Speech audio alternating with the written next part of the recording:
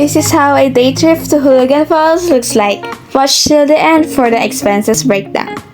It is located at Luciana, Laguna, which is an 1.5 hour drive from San Pablo City and 3 hours coming from Manila. Once you get there, may mga tour guide na magwe-welcome sa inyo.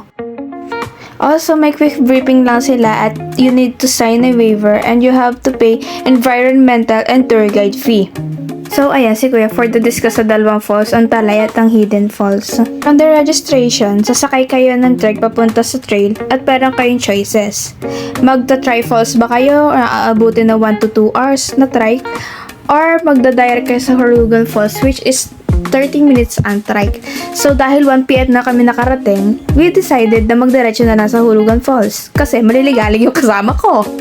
A bit challenging lang siya kasi matataas yung steps but tolerable naman and super worth it yung pagod mo sa paglalakad pababa. And guys, kung may hapo o hika man kayo at saka mga rayuma, wag na kayo pumunta. And this is what it looks like. Hulugan Falls is the one of the biggest falls here in Laguna. Then I suggest waterproof yung bag nyo guys. At in fairness sa mga tour guide dito, kagaya ni Sir Aldrin, kahit isang beses na sila nakapag-guide sa linggo, ay mababait sila, friendly, and they know how to take a good photos. So tip generously guys. At grabe, sobrang ganda talaga ng falls na to. Hindi ako nagsisising pumunta dito. Kahit struggle lang pag-akit sa bato kahit ay maulan, maka-aura lang kami. You can also swim but you need to rent a life jacket kasi malalim at mabato yung area. Lalo na dun sa papunta dun sa malapit sa falls. Grabe, sobrang ganda dun guys. Ang dami pating rainbow.